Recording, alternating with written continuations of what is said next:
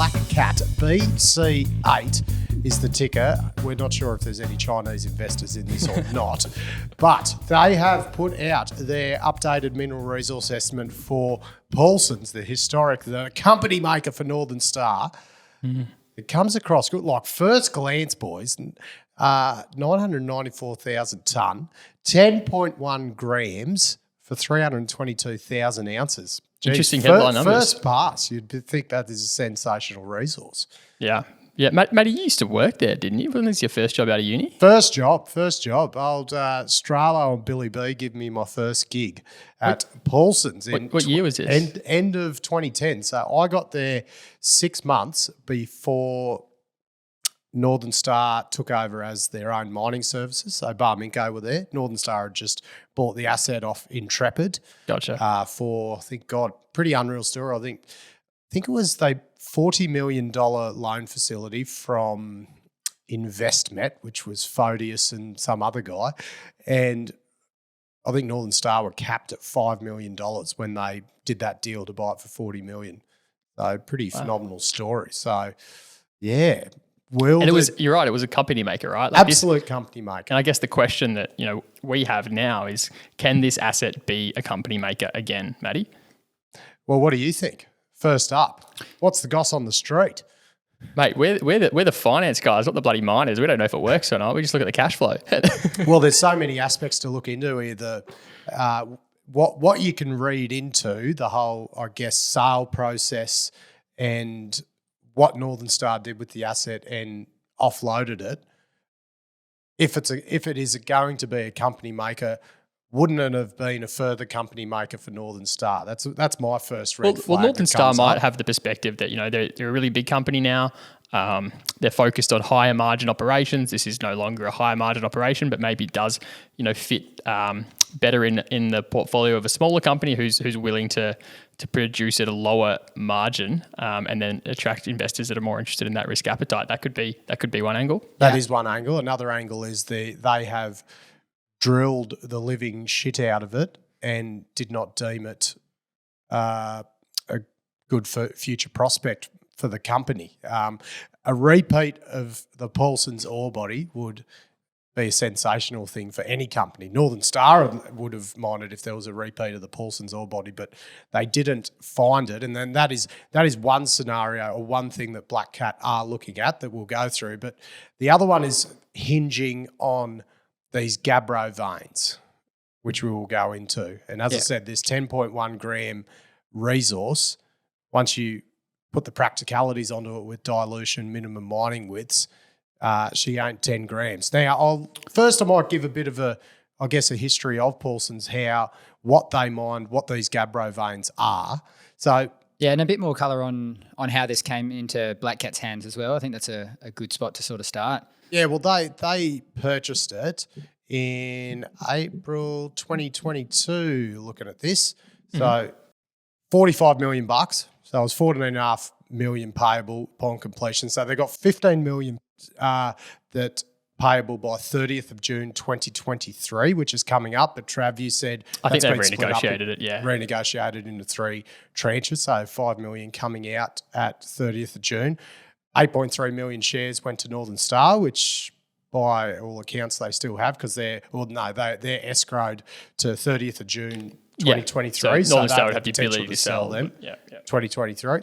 And $10 million in milestone payments. So $2.5 million for each of Coyote and Paulsens on the first 5,000 ounces, and then another $2.5 million on 50,000 ounces. So you could. So it's an acquisition on an old asset that, there wasn't a lot of upfront cash out the door. And obviously there were 2 assets, right? They picked up that Coyote as well. But what they could do is it's a sort of deal where you could raise some money alongside it to spend in the ground and convince the market that you're going to, drill and make money again on it in the future. So an interesting one because you're always a bit hesitant to pick up an old asset. Sometimes you're not sure what the rehab liabilities are going to be on it and you're not sure if the team's going to be able to make money on it. But Black Cat did this. It was pretty public that Northern Star were divesting them and they were the ones that ended up with them.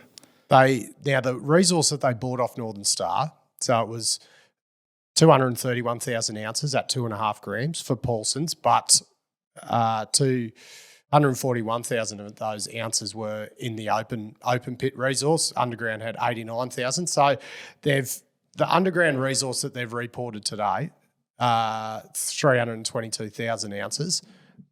But so they've added 233,000 ounces, and a lot of that are in these gabbro veins. So the gabbro vein resource from time of acquisition, that was zero. So Northern Star weren't including that into their resource.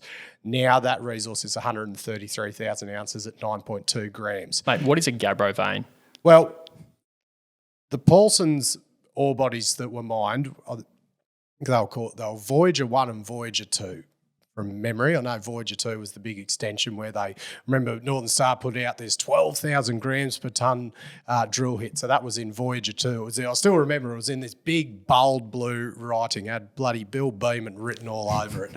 And anyway, so they were the money makers, and they were just this big, massive chunk of quartz, and either side of it, you had an upper zone and a lower zone. So the upper zone, now I'm pretty sure I got this right, the upper zone was a lot thicker but lower grade, like big chunk of pyrite, and then the lower zone was a lot thinner but very, very high grade. So can you put any sort of widths on that?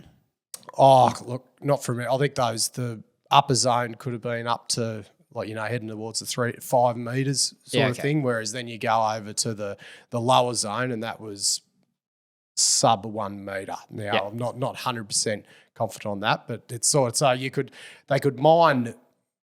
I'm not sure if they did it on every level, but you could mine them concurrently and blend it together to be a pretty steady feed of grade. So the high grade blended with the lower and it all. So that was the money maker for them. So, and the red flag for me, the thing that sort of aggravated me a bit about the way that Black Cat are marketing this, they keep referencing the historical Paulsens production. They go through all the years of what they produced, like up to 100,000 ounces in 2014 and, 80,000 ounces in 2016 and all the historic production. But it's irrelevant.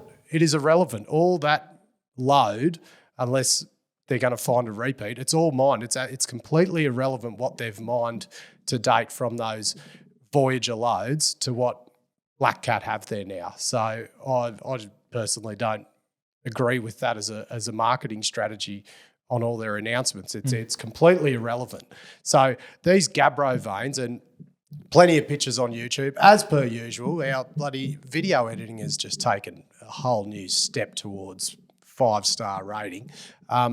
These gabbro veins are sitting adjacent in the footwall to the main ore body, which is a big stope void now, all mined out. And they're in between, I think within 200 metres of it, all in little splays. So when we say the footwall, I know they were putting stockpiles in on the level and driving it on those gabbro veins. Stockpiles are normally waste. They're like, well, we may as well chuck it on the gabbro vein. It all goes as ore.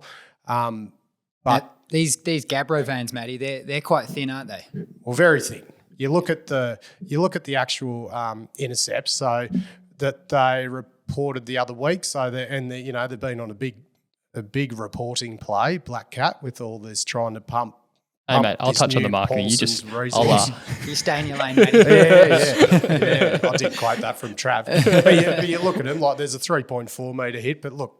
0.22 metres at 80 grams, 0.55 at 67, 0.3 at 51.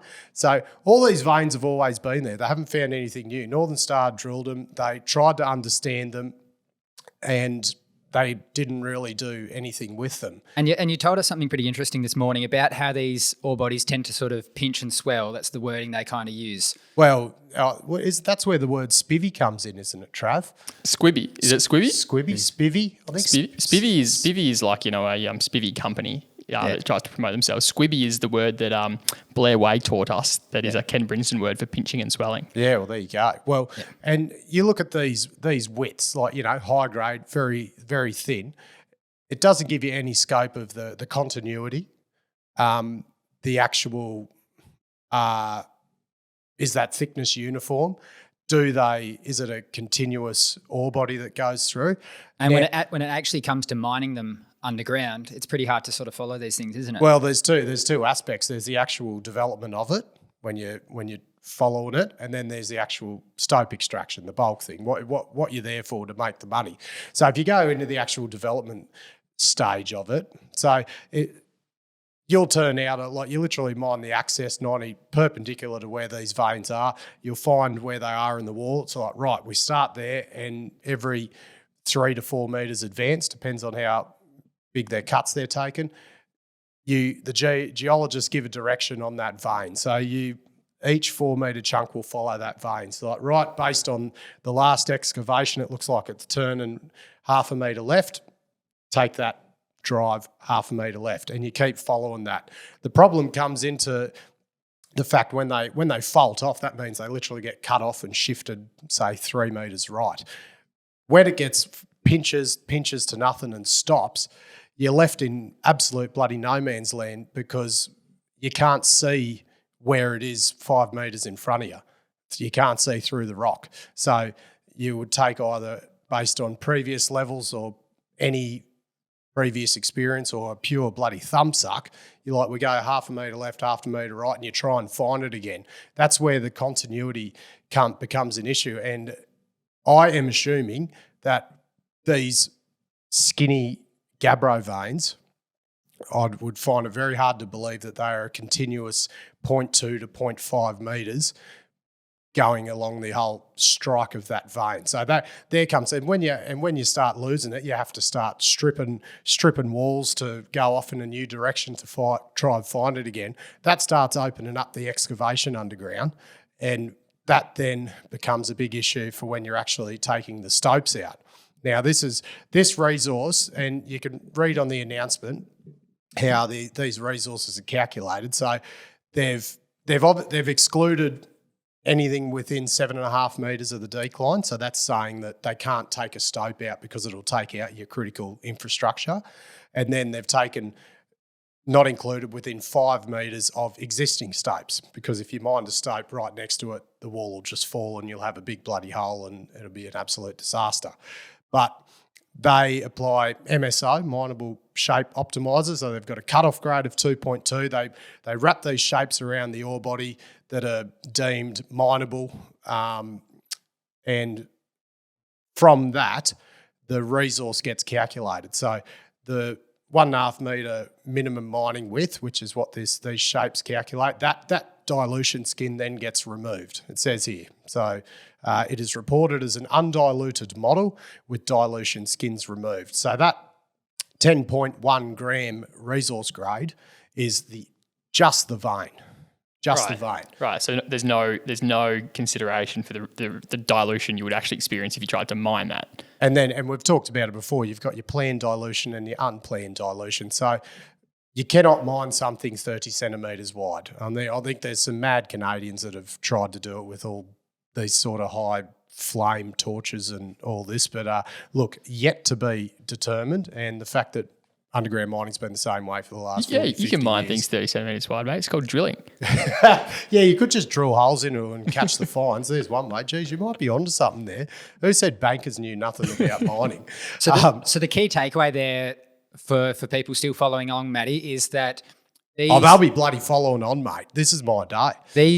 These grades that you see that companies put out in announcements, they're very hard to mine at those actual grades, and you should sort of take it with a pinch of salt that the company's actually going to extract ore at a grade that high. Yeah, and you will extract the ounces. The ounces don't go away. The grade will go down, but the ounces still come out. It's the grade that it comes out, which then affects your mill throughput and your cost and your operating costs. So let's look at their announcement the other day. So let's take all those widths. So what have they got about? 1, 2, 3, 4, 5, 6, 7, 8, 9, 10, 12. They've got 12 intersections of these gabbro veins. So these are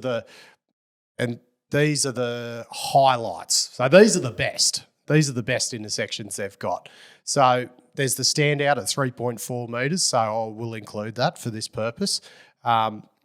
If you do a weighted average of all those 12 intercepts, the best intercepts there are, that gives you 0.6 metres at 24.7 grams of those brilliant hits.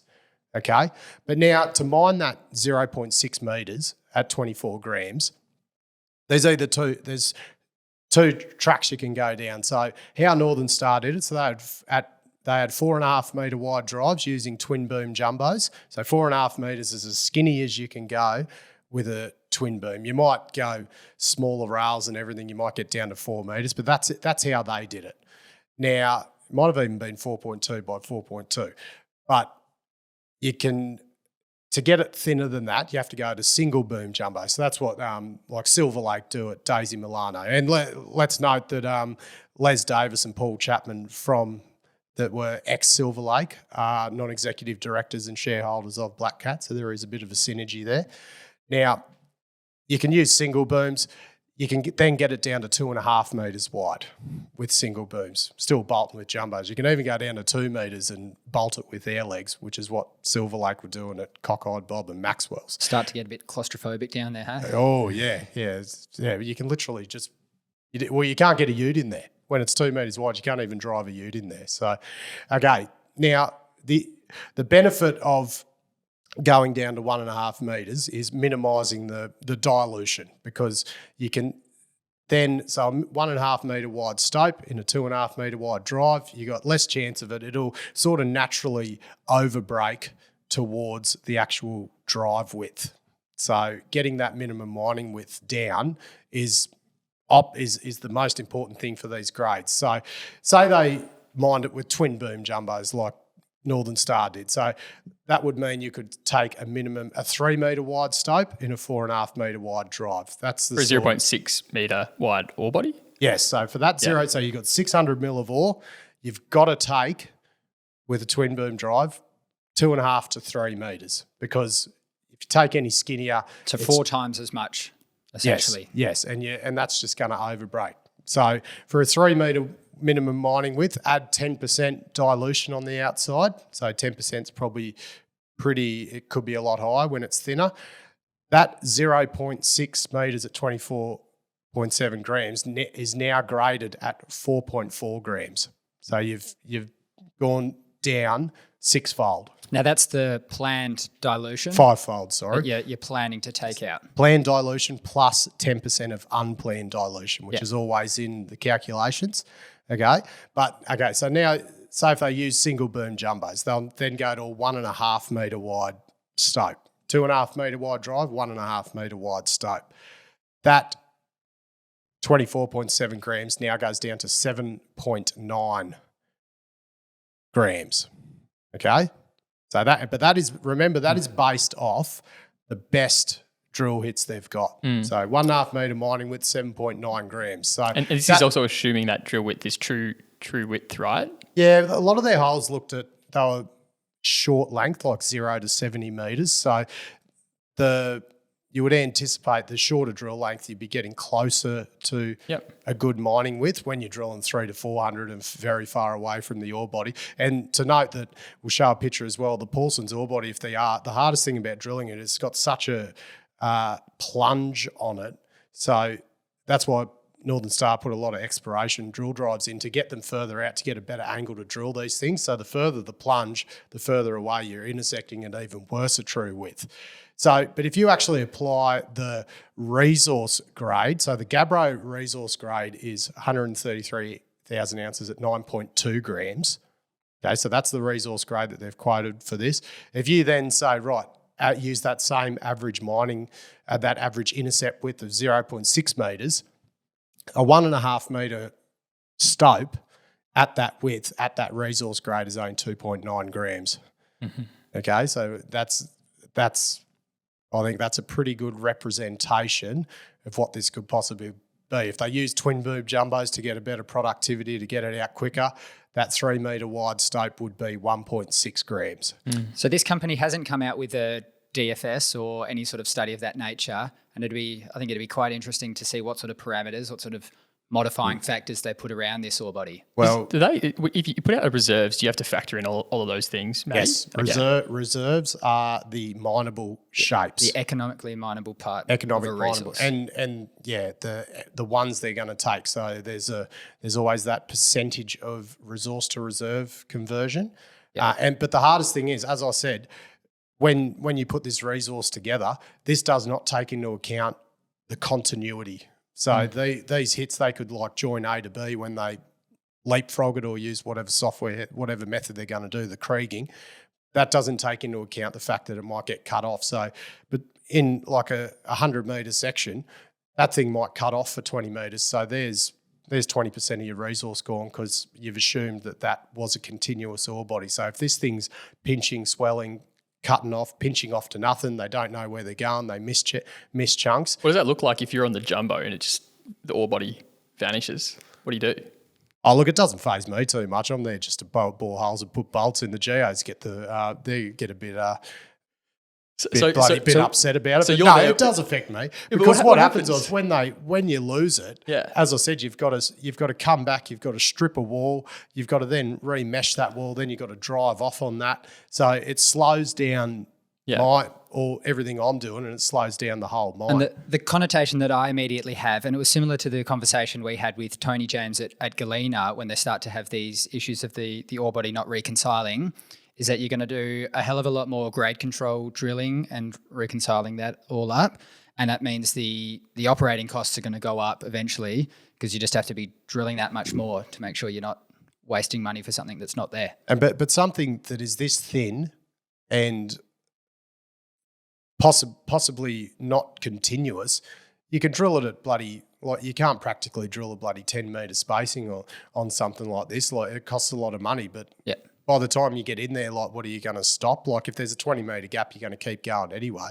But at least the drilling does quantify how many a better representation of how many ounces are actually there. So for me, looking at this, the fact that Northern Star didn't choose to mine these gabbro veins, Black Cat of using these gabbro veins, their first bit, we'll go into the Paulsens repeat, but they're using these as their platform to restart. And we'll talk about what the cost of restarting is.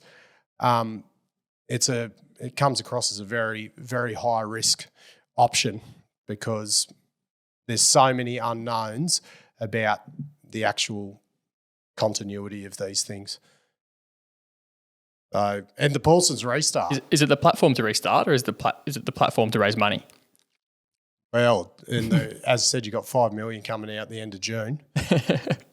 We'll see. Is that, and that'll get into your marketing, possibly, Trav. Well, and foreshadowing. They're hoping, and look, I hope, and everyone hopes. I'm sure every single ex-Northern Star person hopes that they find this Paulsens repeat because they're using the knowledge of the geology and everything to find it. Like they did the downhole electromagnetic survey, and we'll bring up a picture showing that there's possibly this other gabbro unit, and they quoted 200 or 300 metres below the existing workings. Now, Paulsens got down to close to 1,200 metres below the surface, which is considerably deep. And this is in the Pilbara near Parabadoo. It's a bit sweaty down there, wouldn't it? Very hot. Extreme. It's a very hot mine, and so you'd hope that Paulsens repeat doesn't start there. It's actually completely adjacent. They haven't found it. That if they found something like that, that's got more chance of being a profitable company than trying to mine these gabbro veins. It's going to be hard work. And Trav, at a sort of corporate level, have you sort of dug in a bit? What's going on? I think we could see from the last quarterly that they had still 16 million cash, and we've flagged that they've got a few payments to come out. They do, JD. I think even before I talk about the finance part, I think I actually just want to talk about, what's the track record of execution here? Because I look at this company over the last 3 years and they just seem like a confused company, and maybe that's an unfair characterization. They're welcome to disagree with that. But because this wasn't always the like there was these Coyote and Kalgoorlie projects were going to be the next thing. This is exactly my point, right? Like you go back to November 2020 and they put out a scoping study on the Cal East gold project. So they've got this, tenure in Kalgoorlie. They put out a scoping study. It was pretty underwhelming. Like, we're talking like 40,000 ounces a year sort of thing. And it's a bunch of old pits that looked hard work, right? And yet that was sort of, they were pretty like adamant in their marketing that they were going to be building a mill in 2021. That never happened. In 2022, during 2022, it was, that was when they actually put out a PFS, probably for the right thing. Like they probably made the right call. Like labour in Kalgoorlie just became atrocious. But like they like in the meantime though they actually bought like these mills, right? They literally bought mills and sent them to Kalgoorlie and of course got some footage of the mills coming in on the trucks, which I might touch on. And then a few months before that, June 2022, when the PFS came out, they actually acquired this Coyote and the Paulsens. And in that messaging, when they acquired these assets, they were actually talking about Coyote as being the first restart operation, not Paulsens. And now we're seeing everything Paulsens. So, in the space of 3 years, they've pivoted from which project is going to be first to production. Like it's gone from the same as well. It's thin as anything. Yeah, we've gone from Kalgoorlie's near-term production to Coyote's near-term production to now Paulsens' near-term production. And I just think the strategy and execution, like it feels like a very confused company to me. One thing I didn't talk about with the thin stuff is the fact that they could use air legging for this, but the mining rates are even slower than single boom for that. So there you go. That ties into that Coyote as well. So yeah, very, very thin ore bodies.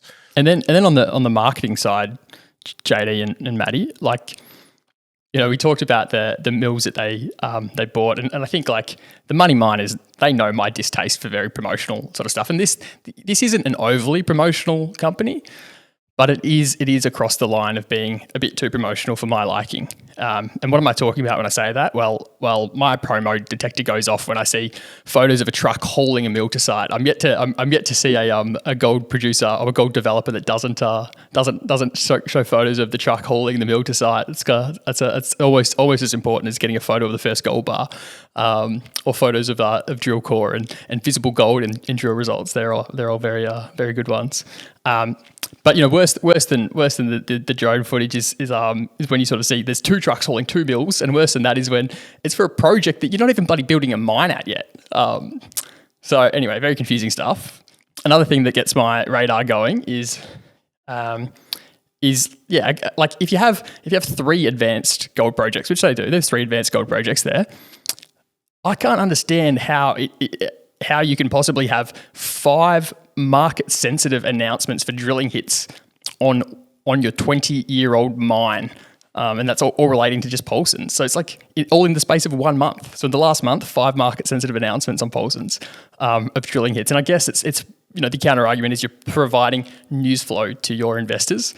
But I just look at it as like, really? Like, surely not. I think the market knows what is there. It's been in the public eyes for a long time. And surely there aren't 5 market-sensitive announcements in the space of 1 month there. But they're talking about a potential restart this year, Trav, and you got the capital required for a mill restart. Now we could hypothesise how much that would be, but that mill has been idle for a while in cyclone territory. I reckon there's tens of millions of dollars to go into getting that mill restarted. For sure. Yeah, probably. Yeah, I'm pulling a thumbs up number, but I'd guess like 50 mil restart is probably fair, maybe more. And here's one to top it off, right, on the marketing front. So this is we've just talked about gold, right? So 3 gold projects: Coyote, Paulsens, and Cal East. And yet this company 1 month ago went to Singapore for the Future Facing Commodities Conference, a gold company at the Future Facing Commodities Conference. And they had a slide about the antimony at Paulsens there. So, I mean, again, I think that just speaks to like the confusion that must be at this company. I found that a bit strange, to be honest. And are you seeing this radar going off, Trav, because is it leading towards trying to drive value in this share price to get a better bang for buck to fund this restart or to get a better bang for buck for raising? Probably. I mean, mate, everyone does that though. If you think your company's undervalued, you want it to be appropriately valued. But of course, you want less dilution in the process, and of course, they're going to have a capital requirement if they're serious about the restart. But also when you look under the hood a bit, they've still got some money to come out the door to Northern Star for that acquisition. We said there was $15 million originally penned to go out the door 30 June this year. They renegotiated that to be $5 million. With subsequent $5 million payments for the next 2 years after that as well. However, the subsequent ones accrue interest at 10% per annum. And then at the same time, you've got Northern Star's interest in their shares. The voluntary escrow on them is coming off, and Northern Star have every right to do whatever they want with them. It's worth noting that when Northern Star and Saracen merged, Northern Star's strategy was to sell all of their minority interests. So, they sold the Venturex position. They sold a bunch of positions in companies that were just minority interests that they weren't, just had no interest in holding anymore. So I can't imagine they have, much of an ambition to hold Black Cat shares for a long period of time.